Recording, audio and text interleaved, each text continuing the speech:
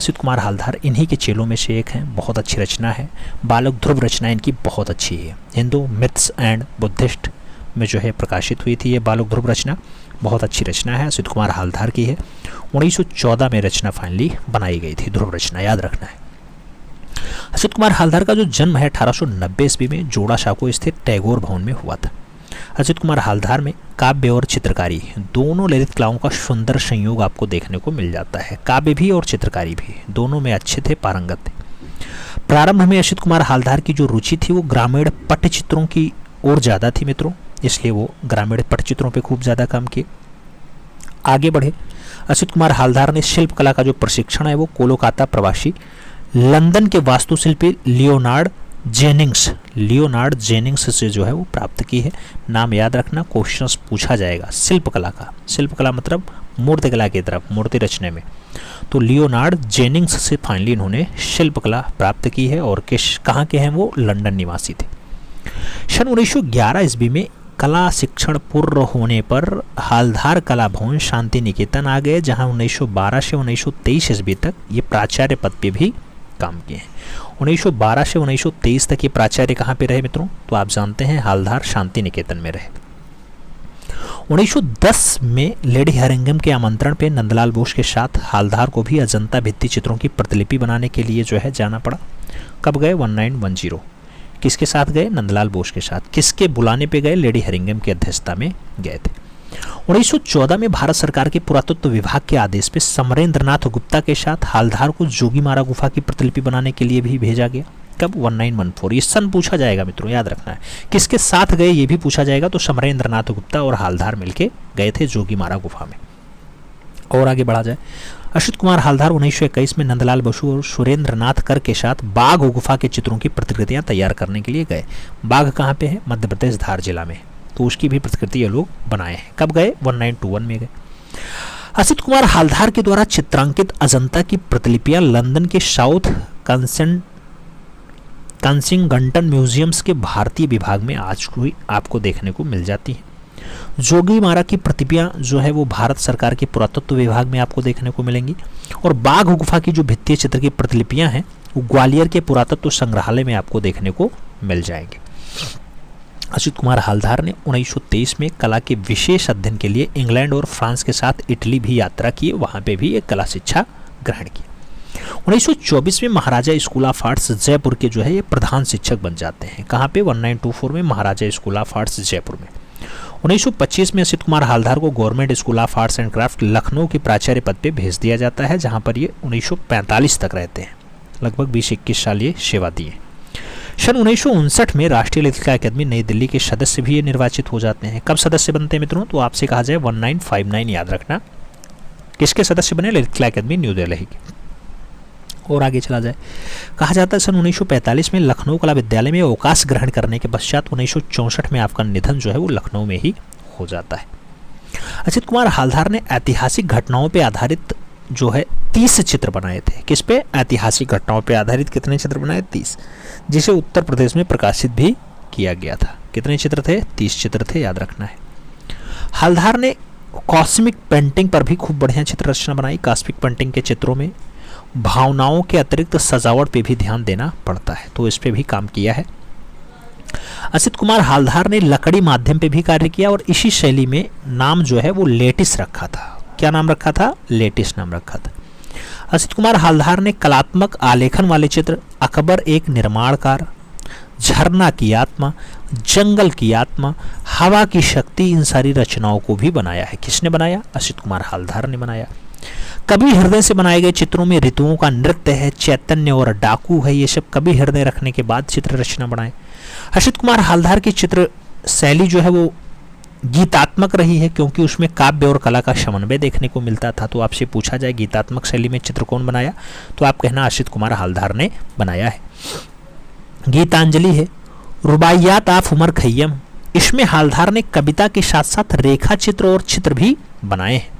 असित कुमार हालधार ने प्रस्तर, कांस्य और काष्ठ में भी प्रतिमा का निर्माण किया है, यानी ये प्रस्तर पे भी काम किए हैं, कांसा पे भी काम किए हैं और काष्ठ यानी लकड़ी पर भी चित्रकारी बनाए हैं। असित कुमार हालधार ने अपने जीवन कला में लगभग 40 पुस्तकों की रचना की। कितनी? लगभग 40 पुस्तक लिख दिए, जिसमें Indian culture at a glance और उसके साथ गौतम गाथा, भारतीय चित्रकला, ललित कला की धारा और रूपदर्शिका जो है ये फेमस पुस्तकें बताई जाती हैं। असित कुमार हालधार की प्रारंभिक रचनाएं भित्ति चित्रों की शैलियों में अंकित बताई जाती हैं। हालधार ने लकड़ी, रेशम, उसके साथ अन्य माध्यमों में भी अनेक प्रयोग किए हैं मित्रों। हालधार ने जल रंग, टेम्परा, तैलीय रंगों में भी कार्य किया है। हालधार की कला के प्रधान गुण सुकुमारिता और मधुरता बताए जाते हैं। रेखाओं में स्पष्टता और कोमलता जो है युक्त सौंदर्य बताई जाती है। हालधार ने काष्ठ पर लाख की वर्निश करके टेम्परा विधि में चित्रण का भी कार्य किया है और वो विशेष तकनीकी भी विकसित की है जिसे जो है लेटिस कहा जाता है। तो लेटिस टेक्निक पे भी इन्होंने कार्य किया है। प्रमुख चित्रों की बात करें तो हालधार की प्रमुख रचनाओं में वुमेन एंट्री है, swing and song black princess है, द प्रमोशंस है, made in love Kachchh Devayani है, अ मिस्ट्री है, राज राजा लोटस है, द फ्लेम ऑफ म्यूजिक है, प्रारब्ध है। ये सब जो है ये फाइनली हालधार की प्रमुख रचनाओं में देखा जाता है। तो असित कुमार हालधार आप जाने जोड़ासांको टैगोर भवन में 1890 में जो है इनका जन्म होता है और 1964 में इनका दुखद निधन जो है वो फाइनली लखनऊ में हो जाता है। आगे बढ़ा जाए, इन्हीं के साथ के कलाकार छतीन्द्रनाथ मजूमदार की एक रचना दिखाते हैं, प्रभु हरिदास अंतिम अवस्था में। कागज पर वास माध्यम में बनाया गया, ललित कला अकादमी लखनऊ में रखा हुआ है। प्रभु हरिदास अंतिम अवस्था में रचना है, किसने बनाई? छतीन्द्रनाथ मजूमदार ने बनाई। छतीन्द्रनाथ मजूमदार की अगर बात करते हैं मित्रों तो छतीन्द्रनाथ मजूमदार का जन्म 1891 में पश्चिम बंगाल के मुर्शिदाबाद जिले में हुआ था। बहुत बार पूछा गया है। छतीन्द्रनाथ मजूमदार कला शिक्षा कलकत्ता कॉलेज आर्ट्स में 6 वर्ष शांति निकेतन में अवनींद्रनाथ के सानिध्य में रह करके पूर्ण किए। शिक्षा पूर्ण होने के पश्चात Kshitindranath Indian Society of Oriental Art के अध्यापक बने और बाद में प्राचार्य भी बन गए। छतीन्द्रनाथ मजूमदार इसके पश्चात जो है school of Arts and craft Lucknow में चित्रकला विख्याता के पद पर भी कार्य किए हैं। 1942 में आपने इलाहाबाद विश्वविद्यालय में तत्कालीन कुलपति अमरनाथ झा के सहयोग से चित्रकला विभाग की स्थापना की और 1964 में अपनी सेवाएं यहाँ तक दी। तो 1964 तक जो है ये कहाँ पे काम किए? लखनऊ में काम किए। लखनऊ में? अरे इलाहाबाद में काम किए भाई। तत्कालीन कुलपति अमरनाथ झा के सहयोग से काम किए और चित्रकला विभाग की स्थापना भी प्रयागराज में की। 1975 में आपका निधन इलाहाबाद में हुआ। जय अप्पा स्वामी के अनुसार छतीन्द्रनाथ के रंग और रेखाओं में मध्यकालीन कवियों की कविता का आभास भी देखता है या आभास भी होता है। छतीन्द्रनाथ की आकृतियां प्रधान चित्रों की पृष्ठभूमि में वृक्षों का अधिक प्रयोग बताई जाती हैं। छतीन्द्रनाथ का जो प्रिय विषय है धार्मिक और पौराणिक जो है आख्यान रहा है, जिसमें रामायण है, महाभारत है, कृष्ण लीला है, चैतन्य महाप्रभु के आध्यात्मिक जीवन का चित्रण भी प्रमुख बताया जाता है। छतीन्द्रनाथ कट्टर वैष्णव थे। आप बंगाल के महान संत चित्रकार महाप्रभु के आध्यात्मिक जीवन से प्रेरित भी हैं। छतीन्द्रनाथ मजूमदार की विशिष्ट शैली श्री चैतन्य श्रृंखला में दृष्टिगत होती दिखाई देती है। हरे, पीले और बैगनी रंगों का हल्का तरल फैलाव चित्रों को रहस्यात्मक और सहज आकर्षक भी देता है। इस पे आपने खूब ज्यादा काम भी किया है। छतीन्द्रनाथ वास रंगन पद्धति में और जल रंग की टेम्परा पद्धति को शुद्ध रूप में प्रयुक्त करने वाले कदाचित वो पहले भारतीय चित्रकार बनते हैं। छतीन्द्रनाथ का जो प्रिय रंग है मित्रों हल्का पीला, हरा, लाल और गेरुआ रंग बताया जाता है। छतीन्द्रनाथ की प्रमुख चित्रों की जब बात करते हैं तो बालक ध्रुव की तपस्या है, डेथ ऑफ साधु हरिदास है, विंटेज इंडिया है, संत हरिदास है, उर्वशी है, मनसा देवी है, सरस्वती है, लक्ष्मी है, पालित मृग है। ये सारी रचनाएं अच्छी रचनाओं में शुमार हैं और छतीन्द्रनाथ मजूमदार की बताई जाती है। कलाकार अच्छे हैं। प्रयागराज में अंतिम सांस लिए। जन्म की बात आती है मुर्शिदाबाद का, पश्चिम बंगाल, 1891 सन याद रखना। आगे बढ़ते हैं, शैलेंद्रनाथ डे के बारे में पढ़ते हैं। शैलेंद्रनाथ डे की एक रचना बहुत अच्छी रचना है, बिरहिणी यक्षिणी। आप देख लेना मित्रों, मेघदूत चित्र श्रृंखला का वास माध्यम में रचना है बिरहिणी यक्षिणी। रचना पहले अच्छे से देखो फिर आगे बढ़ते हैं। शैलेंद्रनाथ डे का जो जन्म है वो 1890 ईस्वी में इलाहाबाद में हुआ था। शैलेंद्रनाथ डे की शिक्षा government school of Arts and crafts Kolkata में हुई। भारत कला भवन वाराणसी तथा पटना स्कूल ऑफ आर्ट से भी ये शिक्षा ग्रहण की है। शैलेंद्रनाथ डे चित्रों पर विशेषतया संयोजन की दृष्टि से अवनींद्रनाथ टैगोर जो है वो प्रभाव रहा है। शैलेंद्र नाथ डे ने पत्र कलम का प्रशिक्षण ईश्वरी प्रसाद से लिया। पत्र कलम का प्रशिक्षण किससे सीखे? ईश्वरी प्रसाद से सीखे। सन 1924 ईस्वी में राजस्थान में Maharaja School of Arts and Craft में उप प्राचार्य के पद पर वही कौन रहा? तो ये शैलेंद्र नाथ डे जी रहे। यहाँ पर रहते हुए आपने बंगाल स्कूल का जो है वो व्यापक प्रचार प्रसार किया है। शैलेंद्र नाथ डे ने जयपुर में रहते हुए अनेक सुंदर चित्रों की रचना की और चित्रकला के प्रति जो है विशेष जन चेतना भी जागृत की है।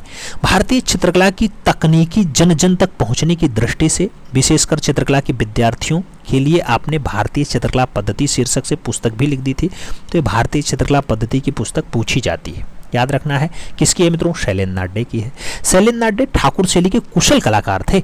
शैलेंद्र नाथ डे चित्रकला को विश्व की सजीव वस्तु मानते हैं मित्रों। शैलेंद्र नाथ डे के चित्रों में रंग और रेखाएं अधिक सूक्ष्म और गहन होकर के जो है प्रस्फुटित हुई हैं, ऐसा बताया गया है।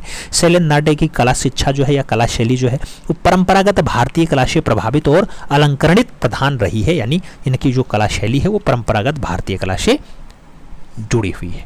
कौशल्या से आज्ञा लेते राम है, गौड़ासीन अष्टभुज विष्णु हैं, यशोदा हैं, कृष्ण हैं, यक्ष पत्नी हैं, वनवासी यक्ष हैं आदि जो है प्रमुख चित्र इनके बताए जाते हैं। शैलेंद्र नाथ डे वास पद्धति के चित्रित मेघदूत चित्र श्रृंखला में नौसर्गिकता, सरलीकृत दृश्य चित्रण, विशिष्ट शैली, पृष्ठभूमि के सपाट रंग दृष्टि जो है ऐसे दृष्टिगोचर होते हैं। तो ये सब शैलेंद्र नाथ डे से जुड़ा हुआ कुछ खास दृश्य था, कुछ खास डाटा था। हमें उम्मीद है समझ में आया होगा। आगे बढ़ा जाए, के वेंकटप्पा की बात करते हैं। के वेंकटप्पा की एक रचना आपको सीता कल्याण दिखाते हैं। 1912 की रचना है, ये सीता कल्याण रचना है मित्रों। अच्छे से देख लो किसने बनाया? के वेंकटप्पा ने बनाया है। वेंकटप्पा आर्ट गैलरी बेंगलुरु में रखा हुआ है। जल रंग की ये रचना है। के वेंकटप्पा का जो जन्म है मित्रों, के वेंकटप्पा का जन्म मैसूर के दरबारी चित्रकार परिवार में हुआ था, जो स्वर्ण पत्र पे अलंकरण करते थे मित्रों। इनके परिवार में भी लोग स्वर्ण पत्र पे अलंकरण करते थे। के वेंकटप्पा अवनींद्रनाथ ठाकुर के आरंभिक शिष्यों में से एक थे। के वेंकटप्पा की जो प्रारंभिक कला शिक्षा है वो क्षेमकर्ण टेक्निकल इंस्टीट्यूट मैसूर में और government school of arts crafts Chennai में हुई है। उच्च अध्ययन के लिए मैसूर महाराजा ने के वेंकटप्पा को government school of fine arts and craft Kolkata भेजा था।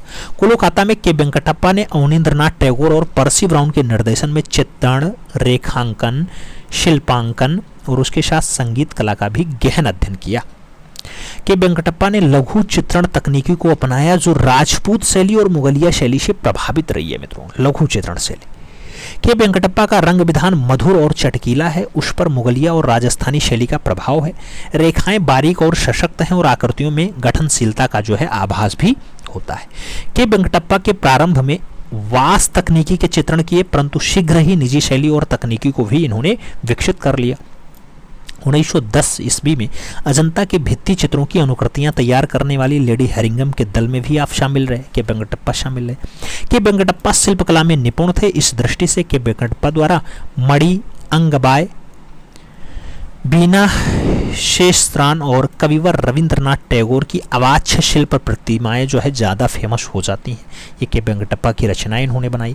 के वेंकटप्पा के द्वारा बनाए गए व्यक्ति चित्रों में अवनींद्रनाथ ठाकुर, रामास्वामी मादुलियर और महाराजा मैसूर आदि के व्यक्ति चित्र जो है वो ज़्यादा मुख्य बताए जाते हैं। संरक्षक मैसूर महाराजा कृष्णराजा बेडेयार चतुर्थ की मृत्युपरांत के वेंकटप्पा मैसूर छोड़ करके बेंगलोर चले गए थे। सन 1965 ईस्वी में मैसूर में जो है सन 1965 में वेंकटप्पा की मृत्यु के बाद कर्नाटका सरकार ने उनके चित्रों के संग्रह हेतु वेंकटप्पा आर्ट गैलरी जो है स्थापित की थी। के वेंकटप्पा के चित्रों की विषय वस्तु सीमित थी। इसमें पौराणिक ऐतिहासिक दृश्य चित्र जो है ज़्यादा प्रमुख बताए जाते हैं।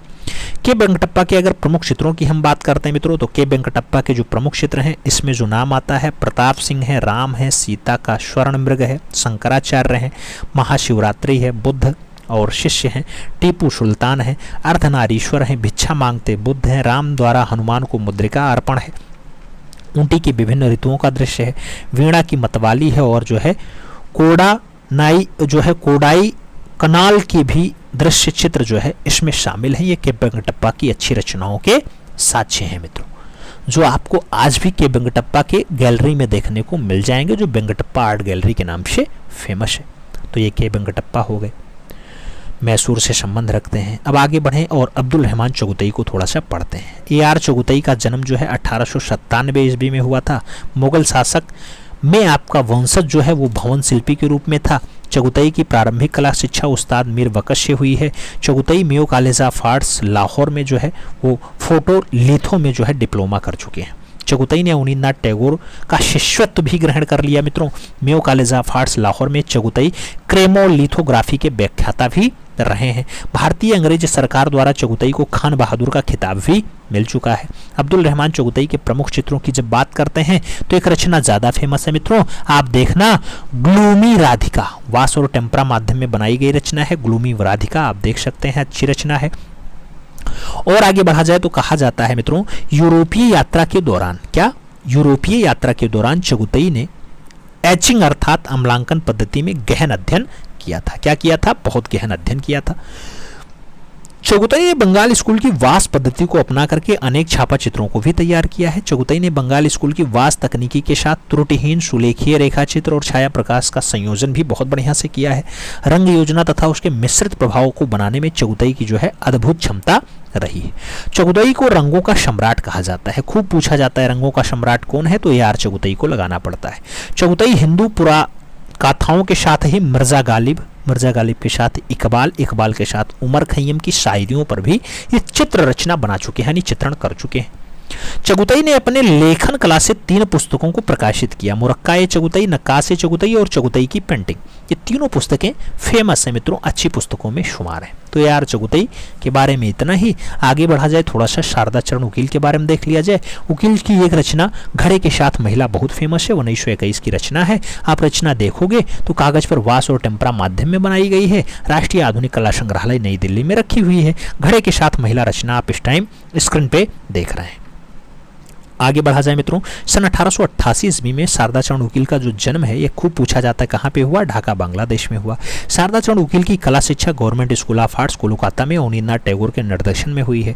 कला शिक्षा पूर्ण करने के पश्चात शारदा चरण उकील दिल्ली चले गए और बंगाल स्कूल का प्रचार प्रसार दिल्ली में किया। सन 1926 ईस्वी में शारदा चरण उकील ने दिल्ली में शारदा उकील ऑफ आर्ट्स की स्थापना भी कर दी थी। शारदा उकील ऑफ आर्ट्स की स्थापना कहाँ पे की? दिल्ली में की मित्रों।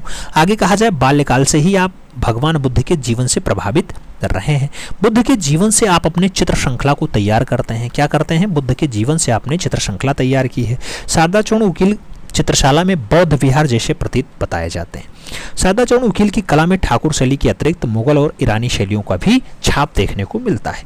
तुलिका के साथ साथ शारदा चरण उकील ने लेखनी भी उठाई और दिल्ली में रूप लेखा नामक पत्रिका का प्रकाशन भी कर दिया। रूपलेखा पत्रिका अब all India fine arts and craft society नई दिल्ली द्वारा प्रकाशित होती है मित्रों। शारदा चरण उकील के भाई वारदा चरण उकील जो है फाइनली इस सोसाइटी के व्यवस्थापक और पत्रिका के संपादक बने हैं। शारदा चरण उकील के प्रमुख चित्रों में बुद्ध श्रृंखला है, राधा कृष्ण है, वंशीवादक गोपाल है, ईद का चांद है। ये सारी रचनाएं जो है ये शारदा चरण उकील के हिस्से में आती हैं। इसको बनाने का श्रेय जो है वो शारदा चरण उकील को जाता है।